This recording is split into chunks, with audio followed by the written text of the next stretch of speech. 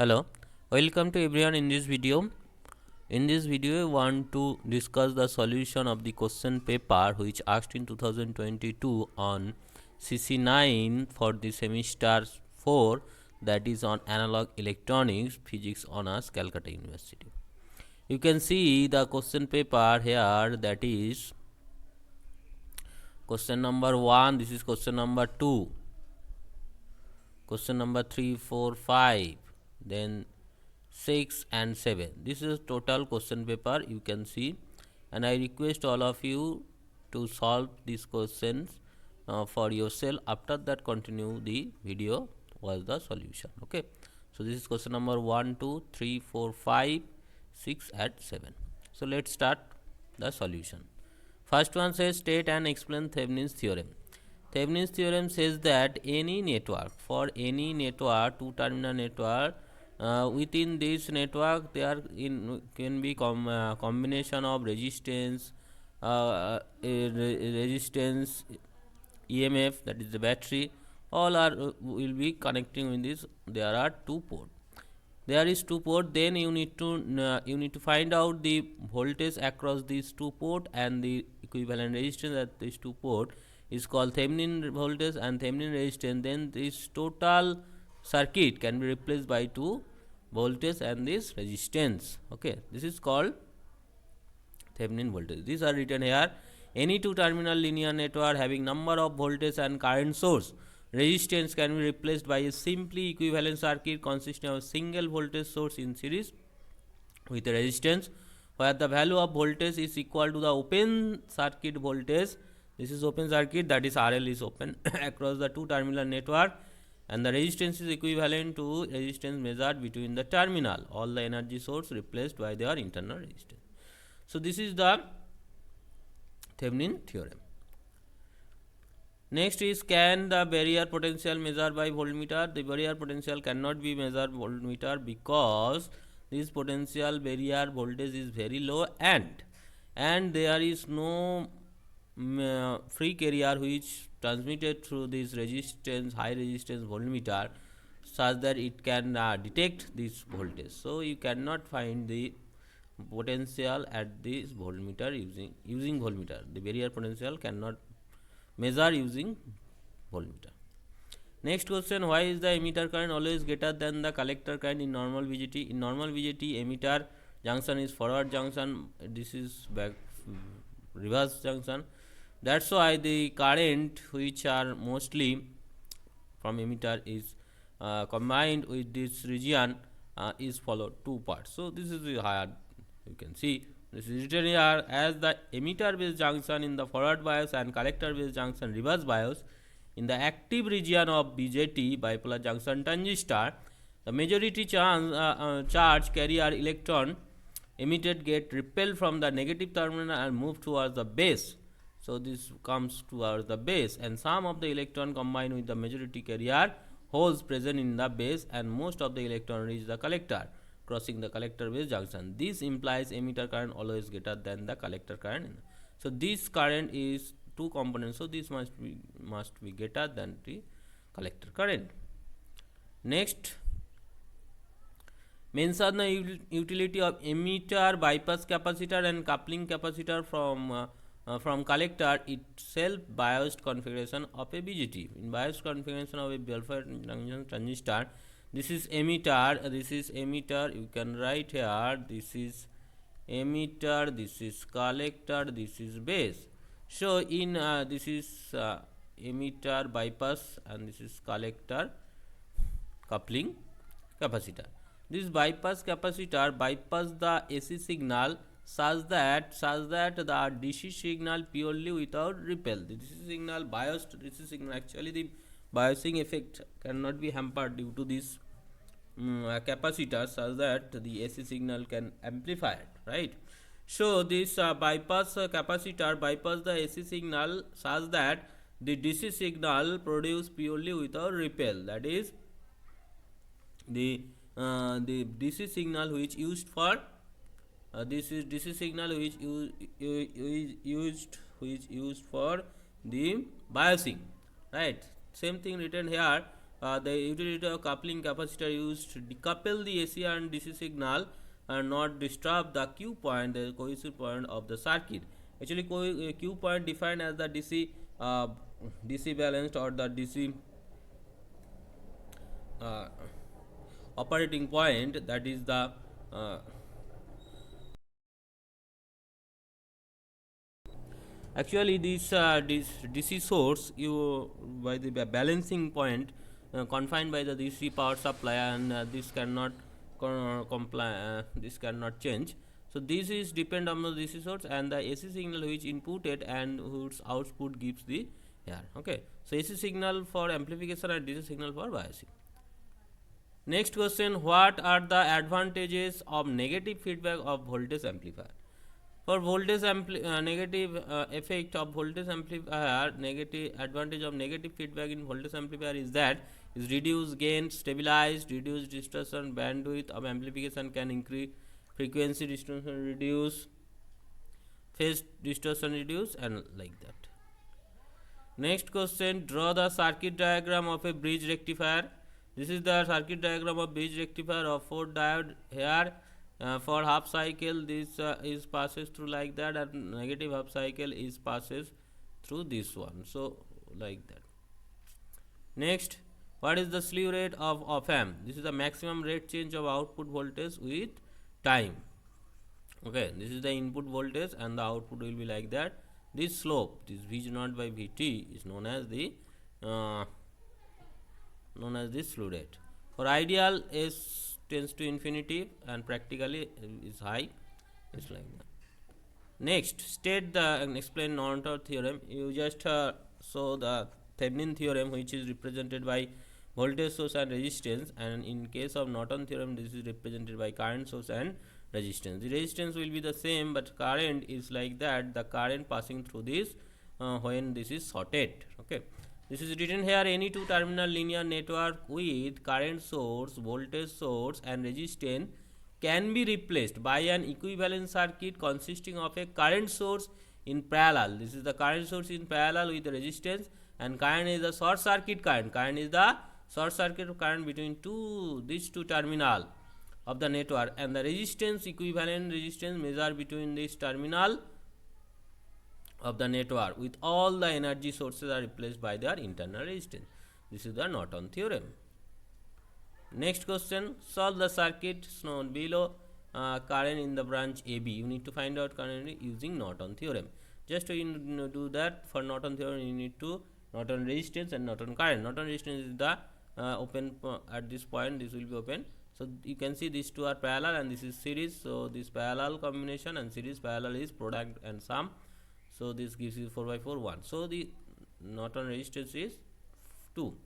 And for Norton current, you sorted this one. You can see if there is 10 ampere and this is I1, so they are added here, I1 plus 10, and here is IN. So this must be IN minus I1 minus 10. So if you use KVL in this loop ABCD and this CDEF, in case of ABCD, this is 1 into IN, and this is 2 into IN minus I1 minus 10, and there is no voltage source, that's why 0. So this 1 and 2, this is 3 IN, and this is minus 2 I1 equals to 2 and 10, that is 20. In CDEF loop, it is 2 I1 minus 2 IN minus I1 minus 10 equals to 20. You can see this is 2 and I1, and here in the opposite direction, that's why this minus 2 into this current equals to total voltage is 20. So if you multiply this thing and simplify it, you will be 2 I1 equal to IN. Use this equation 2 in equation 1, you will be get this I1 equals to 10 ampere. The Newton's equivalent circuit, will be like that, IN, RN, and this one. So this equivalent resistance of these two parallel combination is 1.6, and the voltage will be current into resistance equal to 16 volt. So the current through this circuit is voltage by resistance 2 ampere. Okay. Next question, state maximum power transfer theorem. Maximum power transfer theorem says that is the internal resistance. When the internal resistance is equal to the output resistance, when the external resistance is equal to the internal resistance, then maximum power transferred from source to load. Maximum power is delivered from a resistance network to a load when RL is equal to the internal resistance measured looking back into the terminal of the network. This is known as maximum power transfer theorem. You can see if you vary the load resistance with the power consumed by this load is varies like that. When the internal resistance and external resistance are equal, then the power transfer will be maximum. Find the expression for the ripple factor of an half wave rectifier. Half wave rectifier means the output will be like that, so half portion is rectified and half portion is 0. For that case, the current expression is like that: 0 to pi, this is sinusoidal, and for pi to 2 pi, this portion, this is 0. You can write here, this is expression for current, this is 0 to pi, and this is pi to 2 pi. For pi to 2 pi, this is 0. For 0 to pi, this is sinusoidal expression, right? So the peak value of that is like that. Voltage current equals voltage by total resistance. So I DC, this is DC part will be 1 by 2 pi 0 to pi. This is for 0 to pi. IL d theta, that is d omega. Just taking this integration, this is Im by pi, and I RMS square is like that, and put these two things. Ripple factor, that is root under Im square by IDC whole square minus 1. So this is 1.1. This is not in question, just for your knowledge. Rectifier efficiency is like that. Next question says, explain with the circuit diagram use of Zener diode as a reference diode. That is, Zener diode is a voltage regulator. Means the voltage use the load, that is the voltage of any circuit is the constant as the reference voltage, right? So this is equal to like that. You know, the for Zener diode at a certain voltage, this is current is breakdown region, this current is high, voltage is constant. So this is the reference voltage or reference diode. Just look at the calculation, you can understand easily. Maximum load current and so on. This is actually we discuss in theoretical class. I think you understand. So the line regulation of this equals to this one. Next is the explain the principle of LED, light emitting eye principle. Why is silicon not paper in this? Actually, this is the band diagram of a LED light emitting diode. This is a diode, this is P side and then inside. If we apply forward voltage, the electron from N side conduction band to P side conduction band. These two are the conduction band. These two are conduction band and these two are valence band. So the electron from conduction band of N side to jump P side, and this electron jump from conduction band to valence band, it emits high energy to low energy, it emits energy, and this energy in the form of light, then it is LED. In the other diode, this actually in the general diode, actually this energy is in the form of heat, but here in the form of light. That's why this is LED. Okay, so in forward bias, electron of inside is jump to P side, and then large number of electron here accumulated, and there is large number of hole in P side valence band. So there will be chance of recombination, and this recombination gives you the light. Okay, so this symbol and the wavelength of light equal to like that. Here the silicon is the indirect band gap material, and there is a requirement of phonon plus photon. That's why there is low possibility to get the LED in the using the silicon, whereas direct band gap material can be used for this because there is no transition of wave number, that is phonon. Okay. Next, what are factors that affect the biostability of a transistor? Define stability factor with respect to change of any one of them. The Q point, that is the stability factor, are two three factors: the reverse saturation current, base emitter voltage, and the beta. Three stability, and their definition is like that. A transistor is operating in C configuration. 560 resistor is joined between collector and the power supply. This is collector resistance, and the voltage drop is like that. Alpha is calculate the base current. Since this is the resistance and voltage drop is, you can calculate the IC, the collector current VC by RC is like that. And the alpha is 0.97. From alpha you can find the value of beta. So after getting beta, you know the IB is the IC by beta, because beta equal to IC by B. So just put this value of IC and the value of beta, you can easily find out the base current is 33.14 microampere. Using H parameter, hybrid parameter, obtain expression of input resistance of CE amplifier. This is the circuit of the hybrid parameter. This is input resistance, input voltage source, output current, output admittance. Okay. So input resistance is nothing but the total voltage by total current. Total voltage is HIRI and voltage drop, and this voltage, and total current I1. So if you divided this one, so V2 by I1 is like that. V2 is the minus R2, sorry, I2, this is current, and load resistance RL, this is minus because this is incoming, by I1. So this is I2 by I1, this is AI, and the expression is like that.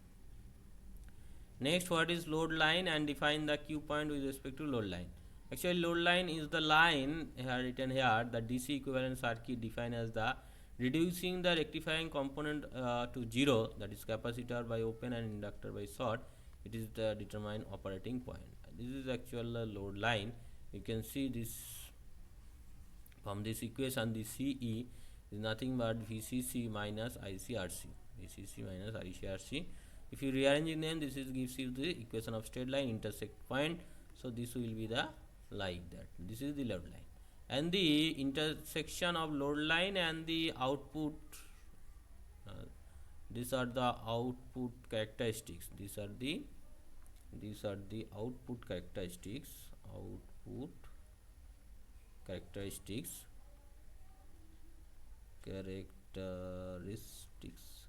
So the intersection between the output characteristics and the load line is known as the Q point, quiescent point. Okay, this point are the Q point or quiescent point. Next, state the difference between depletion type and enhancement type MOSFET. Draw the ID VGS transfer characteristics. The basic difference is their symbols. You can see there is a continuous, but there is a discrete like that for N channel and P channel. This arrow is, this is inward, this is outward, this is inward, this is outward. There is a insulating oxide layer present between gate and channel. Here is a oxide layer present between gate and substrate. It can also use enhancement MOSFET. Depletion MOSFET can be used as a enhancement MOSFET, but enhancement MOSFET cannot be used as depletion MOSFET. Here the channel is diffused, that is continuous. Here the channel is induced, that is breaking. And you can see the nature of this characteristic of the ID. It is drain current, this is the gate source voltage, so on is like that. For forward this is enhanced, for reverse this is depletion. Next is VG of a JFET is changed like that, and current change from that one. What is the transconductance? Transconductance is the change in drain current with respect to change in gate source voltage. That is the slope of this curve. This slope of this curve is known as the transconductance.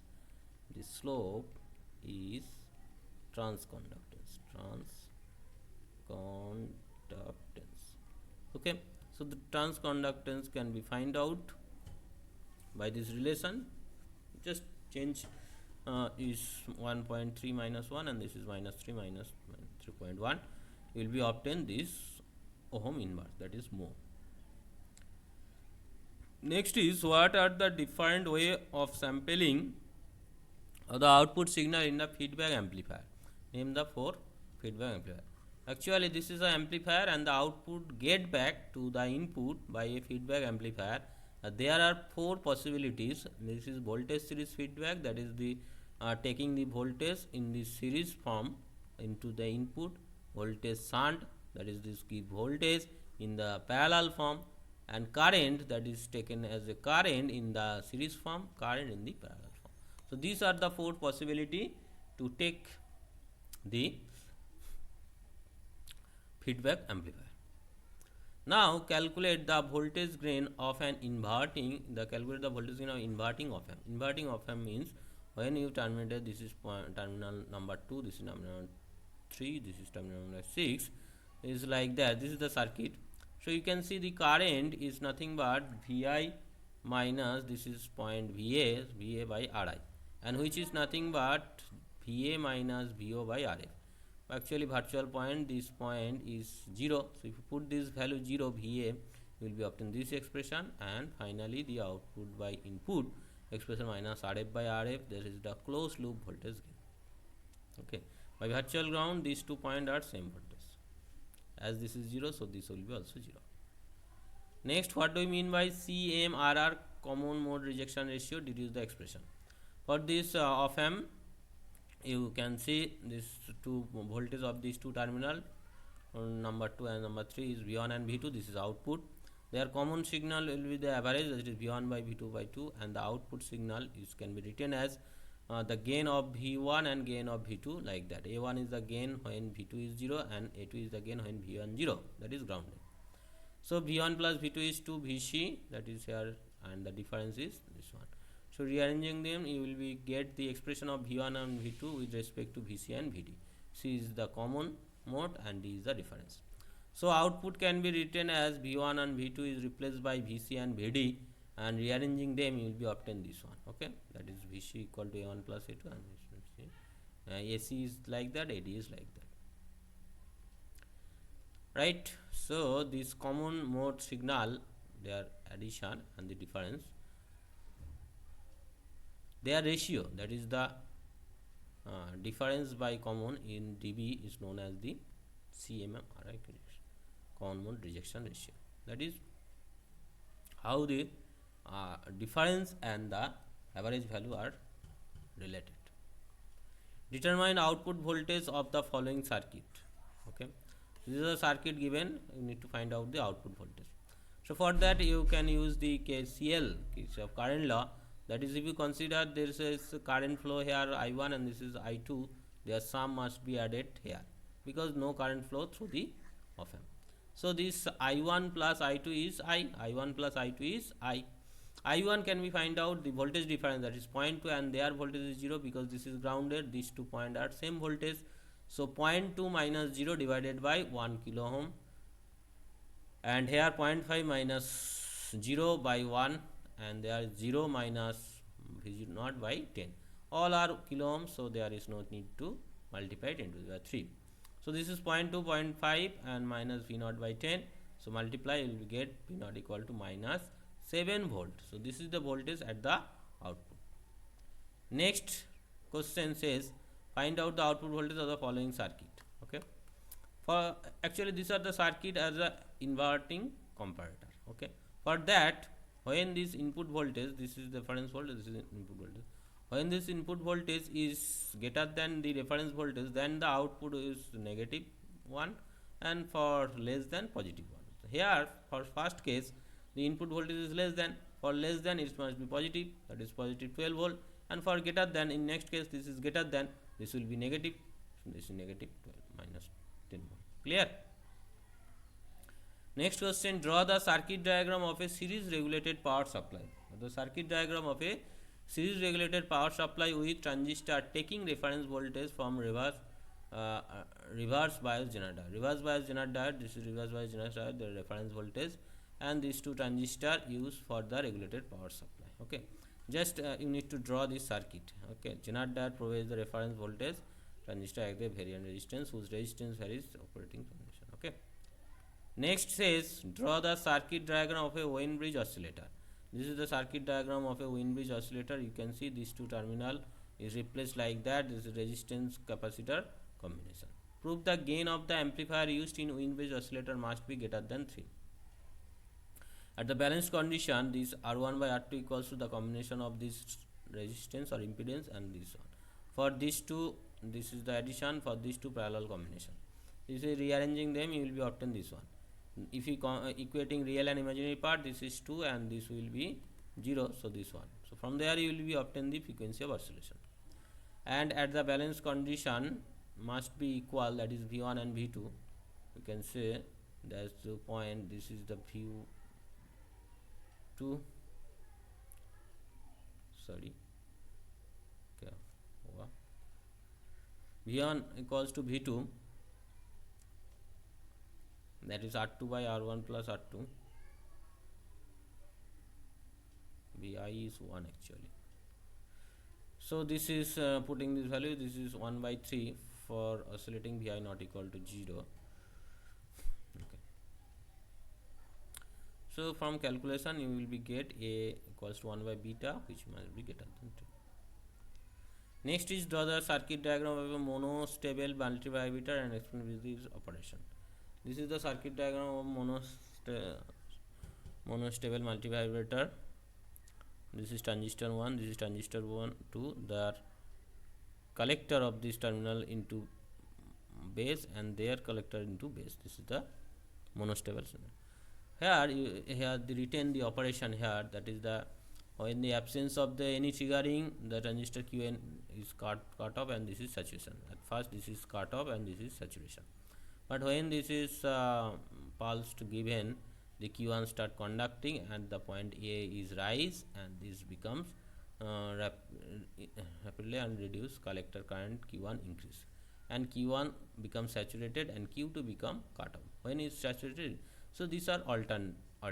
Okay, so in this process after alternating you can see this Q1 cut off and Q2 saturation again.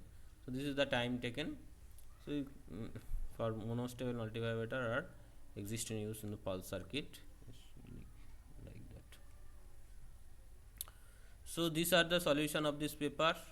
You just go through this solution, and if any doubt in this video, you must comment in the comment. This is all about me. This is my contact detail and this is my YouTube channel. So take care. We'll meet in the next video as soon as possible. Thank you.